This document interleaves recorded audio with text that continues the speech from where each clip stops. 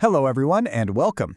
Today, we're going to tackle a situation that every single Mandarin learner will face. I guarantee it, ordering food. But, we're not just going to memorize a few vocabulary words. We're going to see how two incredibly simple phrases can unlock a whole world of grammar, culture, and nuance. So, let's dive right in. So, here's our roadmap for today. We'll start by setting the scene in a restaurant, just to get the context right. Then, we'll introduce the two key phrases for ordering. After that, and this is the really meaty part, we'll do a deep dive into the grammar and the cultural meaning behind them. We'll practice our pronunciation, of course, and then wrap things up with a key takeaway that goes way beyond just the menu. You've heard me say it 1,000 times. In language, context is king. It's everything. So before we even start breaking down the words themselves, let's really put ourselves in the moment. Let's imagine the scenario where you'd actually be using these phrases. I want you to picture this. You're in a bustling restaurant, maybe somewhere in Chengdu. You can smell the Sichuan peppercorns in the air, the sounds of conversation are all around you, and you're holding a menu full of beautiful, maybe slightly intimidating characters. The server, the 服务员, comes to your table, pen poised, ready to take your order. This is it. This is the moment of truth. And what you say next, well, it's going to communicate a lot more than just what you want for dinner. Okay, so for this critical moment, you've essentially got two main tools in your linguistic toolkit. Now, on the surface, they seem to accomplish the same goal, right? Getting food to your table. But as we're about to see, they work in very, very different ways. On one hand, we have 我要. This is a very direct, literal translation of I want. Simple enough. But on the other hand, we have 来一个. This is a bit more idiomatic, something closer to bring one, or maybe I'll have one. Now here's the fascinating part. Your choice between these two little phrases can instantly signal your level of fluency and cultural awareness to any native speaker listening. All right, let's pop the hood and really deconstruct the grammar here. Because to truly master a language, it is never enough to just know what to say. You have to understand why you're saying it that way. So, the key player in our first phrase is the verb yao. This is probably one of the very first verbs you ever learned.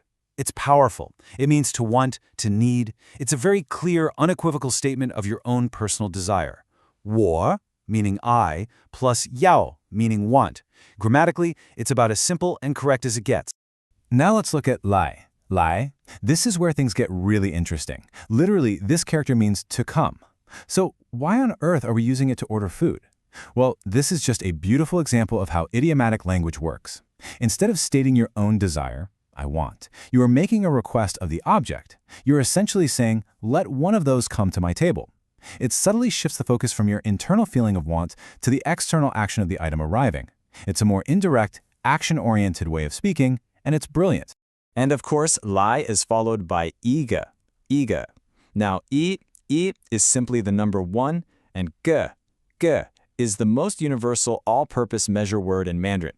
You can just think of it as one unit of something. So when you put it all together, you're requesting one unit of a particular dish to come your way. Okay, so we've laid the grammatical foundation. That's the bedrock.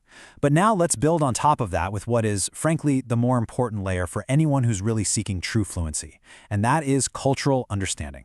This table right here is absolutely critical. Now, I want to be clear.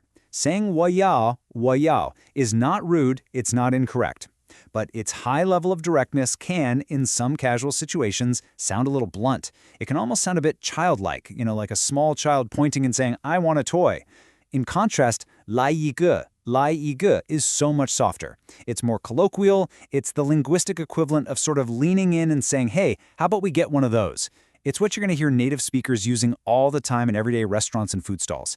It just fosters a more casual, harmonious kind of interaction. And this really brings us to the core lesson here. In language learning, there's a huge difference between being grammatically correct and being socially appropriate. Both of these phrases are perfectly correct, but 来一个 is often far more appropriate for the social dynamic of a casual meal. All right, enough theory. Let's get this into practice. It's not just about picking the right words, right? We have to actually say them correctly. And in Mandarin, as we all know, tones are absolutely everything.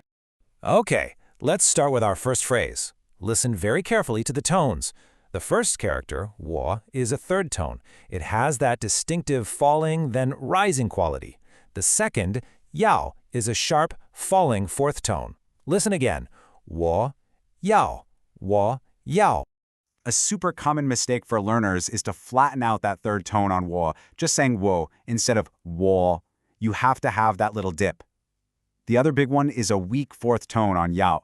It shouldn't be a gentle yao. It needs to be a decisive, sharp yao. Think of it like a command. Let's try it. Wo yao. Really feel that distinction. Now for a second phrase, the one that's going to make you sound like a local. Here we have a rising second tone, a high flat first tone, and then that tricky neutral tone. Listen to the rhythm. Lai, yi, ge. Lai, yi, ge. It has a nice flow to it. So the two classic mistakes here are one, pronouncing lie with a flat tone instead of making it rise. It should almost sound like you're asking a question. Lie.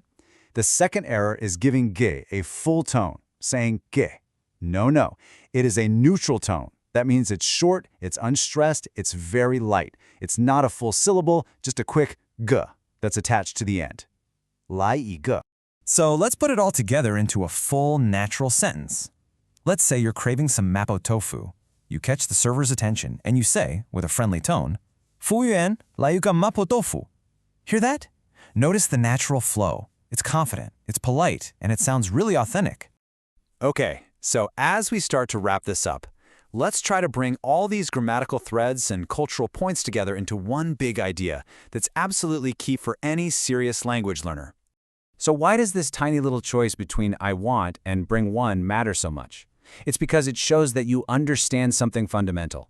You're not just there to complete a transaction for food. You're participating in a social and cultural interaction. And using language that acknowledges that relationship, well, that's the hallmark of a truly advanced and thoughtful learner. So I'll leave you with this final thought to chew on. Your choice of words broadcasts a persona. It tells people something about you. Are you just a tourist, directly stating your needs, or are you a culturally attuned guest, participating in the flow of the conversation? This principle, believe me, extends far beyond the restaurant. Every single word you choose helps to define how you are perceived in the world. Think about that as you continue on your journey.